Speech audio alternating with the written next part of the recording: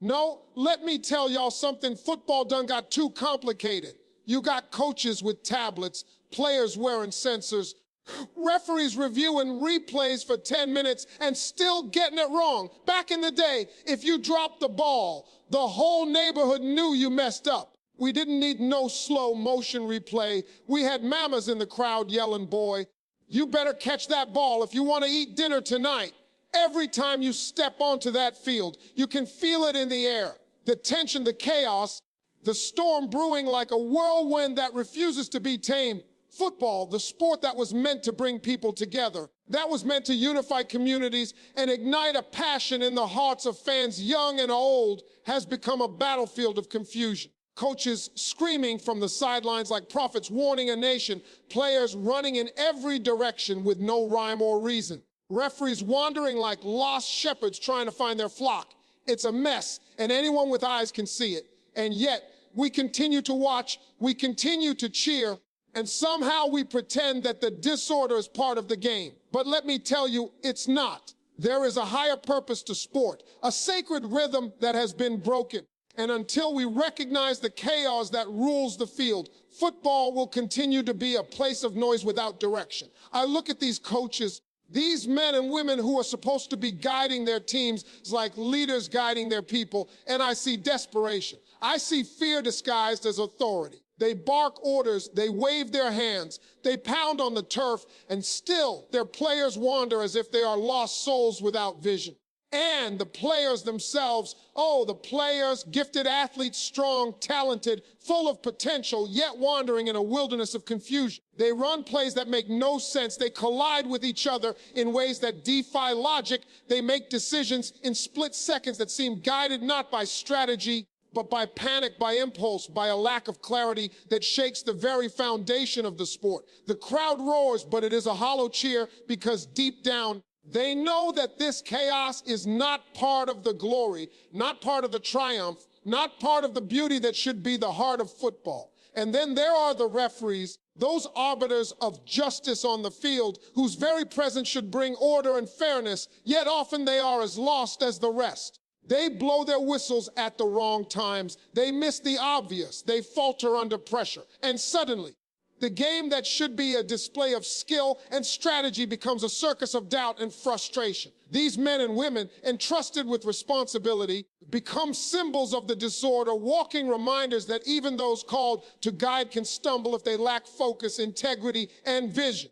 The whistle becomes not a tool of authority, but a symbol of uncertainty, and the fans, who come seeking clarity and passion, are left in the stands questioning everything.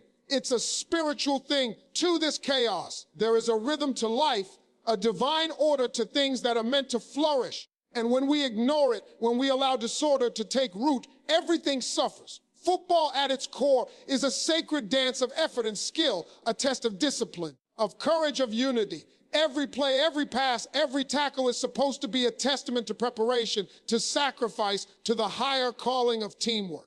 Yet when chaos reigns, when the field becomes a place of confusion rather than purpose, it is as though the sacred has been profaned. The game loses its soul. And those who watch, those who love it, those who have invested time, hope, and passion, they feel it too. They sense that something is off, that what they are witnessing is not the glory of the sport, but a shadow of what it was meant to be. And make no mistake, this chaos is not natural. It is not some unavoidable byproduct of competition. It is the result of neglect, of a failure to instill discipline, of a lack of vision and leadership at every level. The coaches who fail to prepare, the players who refuse to focus, the referees who do not hold themselves accountable. They create this storm, and it rages across the field like a plague. But there is hope, because wherever there is chaos, there is also the potential for order. Wherever there is confusion, there is the opportunity for clarity. And if those who love this game, those who have been entrusted with its sacred responsibility, choose to rise, choose to bring focus, choose to bring accountability and vision, the storm can be calmed. The chaos can be transformed into harmony. And let me tell you something about the fans, because they are not innocent bystanders. The fans feel this chaos as a spiritual pain. They come to the stadium or turn on their screens seeking something greater than themselves. A feeling of triumph, a lesson in perseverance, A sense that excellence is being displayed in real time. When the field is chaotic, when coaches, players, and referees are all out of sync, the fans feel betrayed. Their hearts are in the game, their spirits are tied to the outcome, and yet they are confronted with disorder, with confusion, with frustration. They deserve better. They deserve the beauty of skill executed with precision, of strategy unfolding like a well-written story, of every participant knowing their role and performing it with excellence. There is power in discipline. There is holiness in preparation. There is sanctity in leadership. Football was never meant to be a free-for-all, a place where talent alone can substitute for vision, where impulse can replace strategy, where noise can drown out purpose. No, it was meant to be a stage for greatness, a canvas on which human effort and divine order could meet. And until that truth is embraced, until those on the field understand the gravity of their roles and the sacredness of the game, chaos will continue to reign. But let us not despair, because the chaos itself is a message, a call to arms, a divine reminder that discipline, preparation, and leadership are not optional, they are essential. And if they can be restored, if order can be brought back to the field, football can once again rise to the glory it was meant to achieve. The rules of football, all the rules, they are supposed to be the backbone, the pillars that hold this magnificent game up, that give structure and fairness to every pass, every tackle, every touchdown. But instead, they have become a maze, a labyrinth so convoluted that even the wisest among us can lose their way. Every time a new season comes, there is a fresh batch of clarifications and adjustments. And just when you think you understand it, something changes again. And I ask you, how can greatness thrive in a world where the ground keeps shifting beneath your feet? There is no rhythm, no continuity, no sense of certainty. And yet the players are expected to perform like perfection is their birthright, like instinct alone can guide them through the storm of confusion. And the fans, oh, the fans, they come with hearts full of faith, hoping to witness courage and brilliance, hoping to celebrate strategy and teamwork, and instead attempt. They are confronted with chaos masquerading as the rules of the game. Flags pop up like weeds in a garden, penalties appear from nowhere, and suddenly, the beauty of athleticism is buried under a mountain of bureaucracy. It is as if the sacred has been written in a language nobody can understand, and those who are supposed to uphold it, the referees, the league officials, are either lost in translation or blind to the consequences of their complexity. And when the players stumble, when the coaches falter, when the fans cry out in frustration, the blame is not in the spirit of the game, but in the very structure that is supposed to guide it. Rules are meant to bring order, to honor fairness, to protect those who give their bodies and souls to the sport. But when they are overcomplicated, when exceptions outweigh the principles, when every small action is scrutinized under a microscope of ambiguity, football loses its essence. It becomes a test of memorization rather than skill, a struggle to navigate bureaucracy rather than a battle of heart and mind, a theater of confusion rather than a celebration of human potential. And yet we tolerate it. We sit in the stands, we watch on our screens, we act as if this is the natural order of things, forgetting that the divine purpose of rules is to serve the game, not to enslave it, not to confuse, not to turn joy into frustration. And let me tell you something about the players, because they are not the villains here. These are athletes, some of the finest specimens of human endurance, speed, and intelligence. Yet even they are shackled by the chains of complexity, forced to second-guess their instincts, forced to tiptoe through a minefield of interpretations, forced to act not with confidence but with hesitation. And hesitation, my friends, is death in a game where split seconds determine glory or defeat. The brilliance that could shine on the field is dimmed because the rules that should illuminate the path instead cast shadows, leaving everyone to stumble and fumble in the dark. And in all this, there is a lesson, a spiritual lesson. There is a power in simplicity, a holiness in clarity, a sacred order that must be honored if greatness is to manifest. God does not operate in confusion. Creation itself is a symphony of laws, each element in harmony, each force in balance. And football, though human, is a reflection of that divine order. It requires structure. It requires boundaries. It requires rules that guide without suffocating, rules that protect without confusing, rules that elevate rather than obscure. When we abandon that principle, When we allow complexity to replace clarity, when we value technicality over truth, we diminish the very soul of the game, and the chaos spreads because where there is confusion, disorder follows. Coaches cannot craft strategies that can be executed with confidence.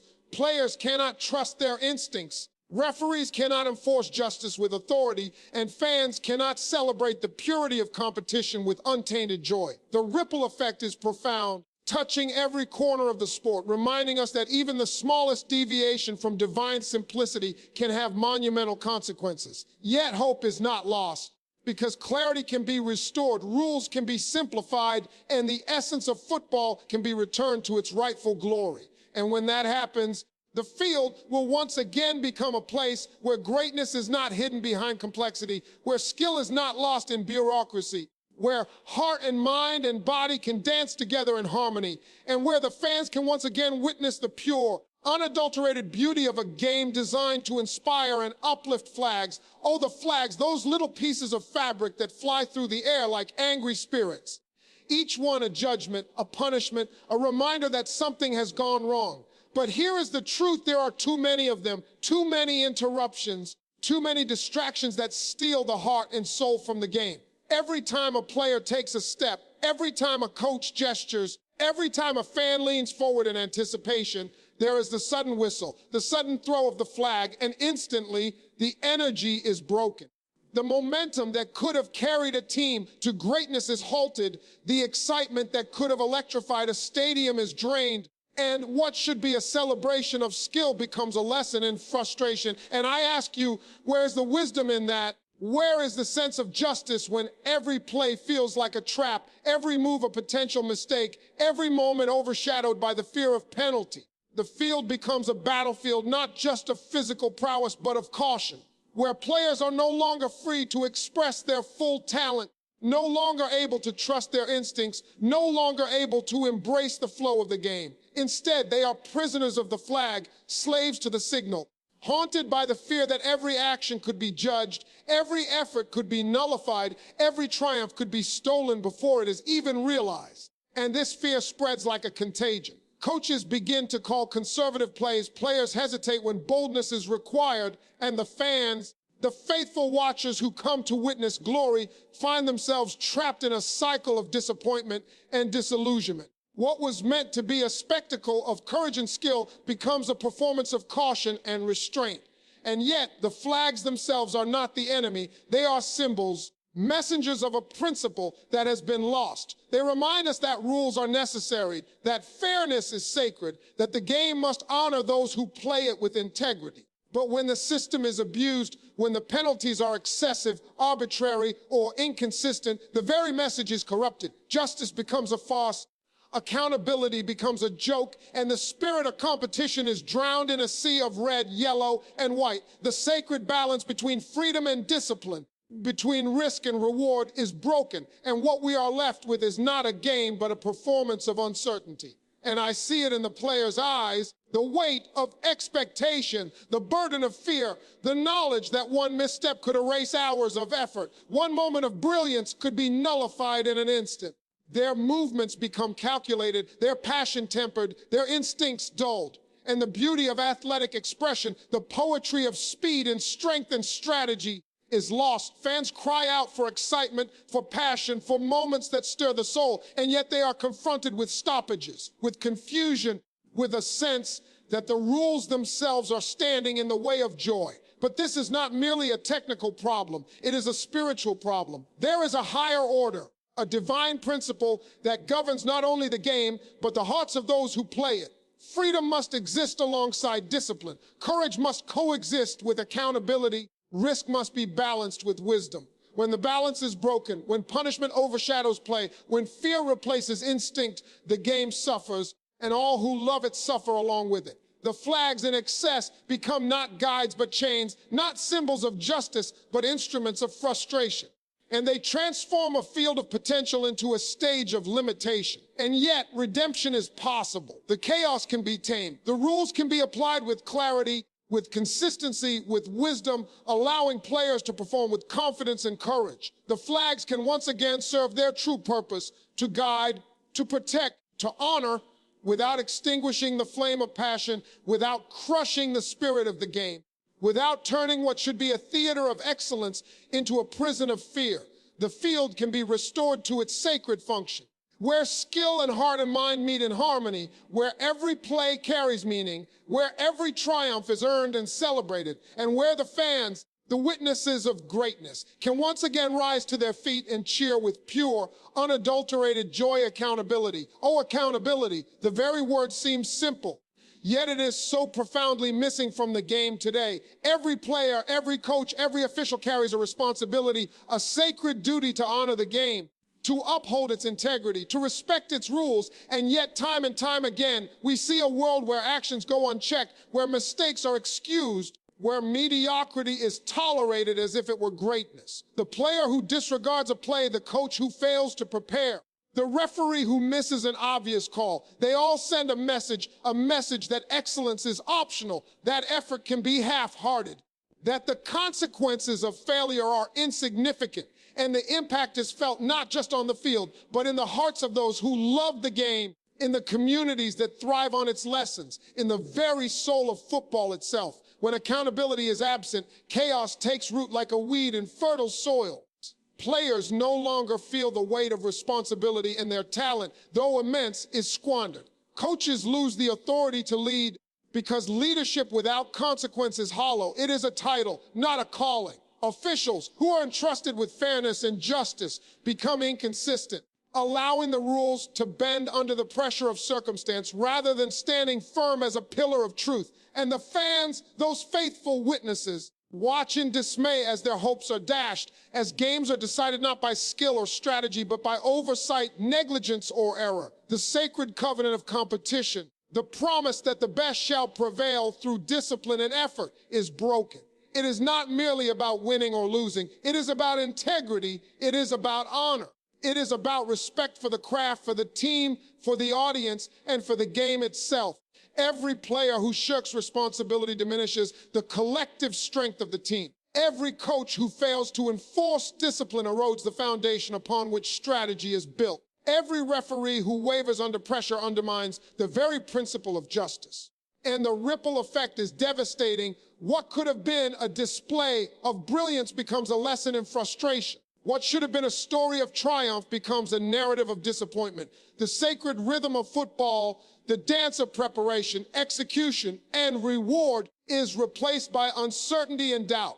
And yet there is power in accountability, a divine power that transforms chaos into order, weakness into strength, potential into reality. When every player understands that their actions matter, when every coach recognizes the weight of their leadership, when every official honors the responsibility entrusted to them, the game rises to a higher plane. Discipline becomes a weapon of excellence, preparation becomes the armor of victory, and integrity becomes the soul of the sport. Fans witness not only physical skill, but moral fortitude, not only strategy, but character. Not only a game, but a testament to what it means to be committed, to be responsible, to be accountable. And make no mistake, accountability is not punishment, it is empowerment. It is the key that unlocks potential, the compass that guides decisions, the fire that ignites effort. Without it, football becomes a stage of missed opportunities, squandered talent, and fractured leadership. With it, every practice, every play, every game becomes a manifestation of greatness, a display of what is possible when human effort aligns with principle, when responsibility is embraced rather than avoided, when every participant recognizes that they are not only playing for themselves, but for each other, for the fans, for the history of the sport, and for the legacy that will endure long after the final whistle. And it is this sacred responsibility, this holy principle, that can restore football to its intended glory, where every mistake is acknowledged and corrected, where every effort is measured against a standard of excellence, where chaos is replaced by precision, where hesitation is replaced by confidence, and where the game, once again, becomes a place where greatness is not only possible, but inevitable, and where every player, coach, official, and fan participates in a shared journey of honor, discipline, and the pursuit of victory that resonates far beyond the field. The fans, oh, the fans, they are the heartbeat of football. the lifeblood that pumps energy into every stadium, that fills every screen with hope, anticipation, and passion. Without them, the game is merely a practice, a rehearsal, a collection of moves devoid of meaning. But when the fans are frustrated, when they are left scratching their heads, when they feel that the sport they love has turned against them, the entire foundation shakes.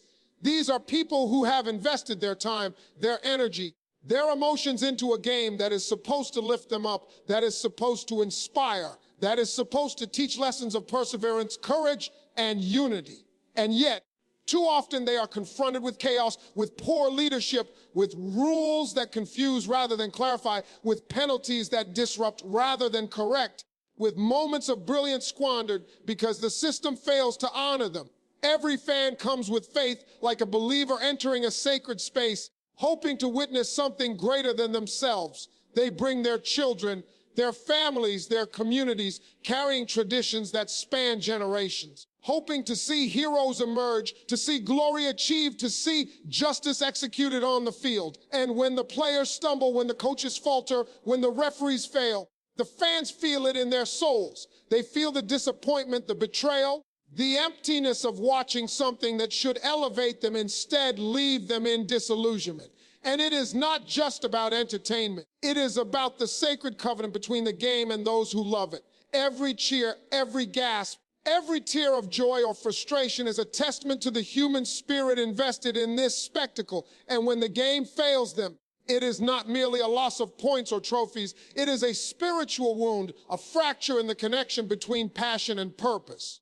The frustration of the fans is a mirror of the deeper disorder that has infiltrated the game. Where there should be clarity, there is confusion.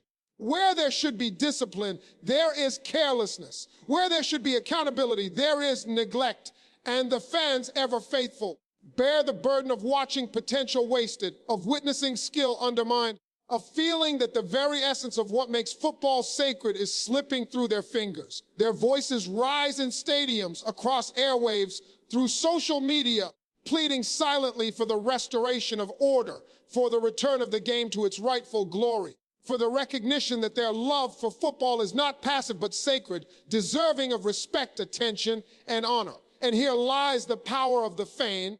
They are both witnesses and guardians, their eyes and hearts serving as the conscience of the game.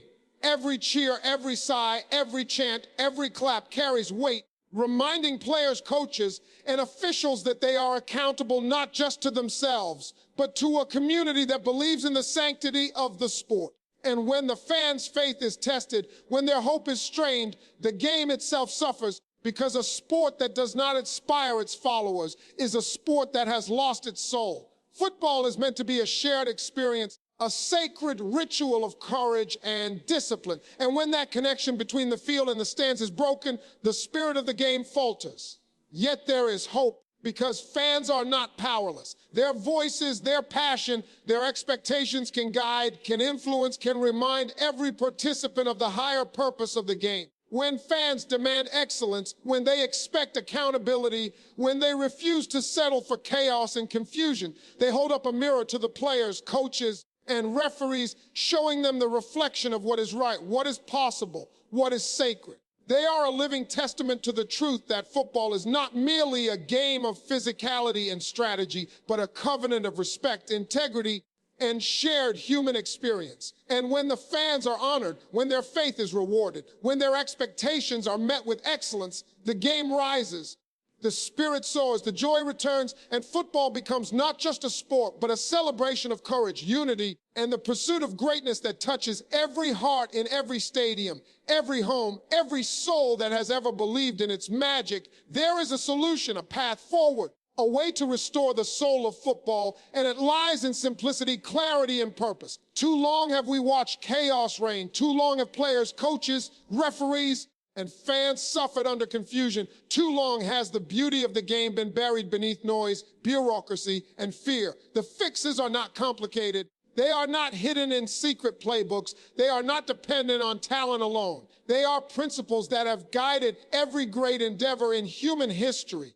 Principles rooted in discipline, accountability, fairness, and respect. And when these principles are applied with intention, with faith, with courage, the game transforms. The field becomes a sacred space once more, where every pass, every run, every tackle has meaning, where every play honors preparation, skill, and heart, and where every participant understands that they are part of something greater than themselves. Imagine a game where chaos is tamed by leadership, where every coach knows their role and executes it with wisdom, where every player moves with confidence and clarity, where every referee enforces justice with consistency and integrity, and where the fans are no longer witnesses to disorder, but participants in a celebration of excellence. This is not a fantasy. It is the natural state of football when order is restored, when the divine principles of preparation and discipline are honored.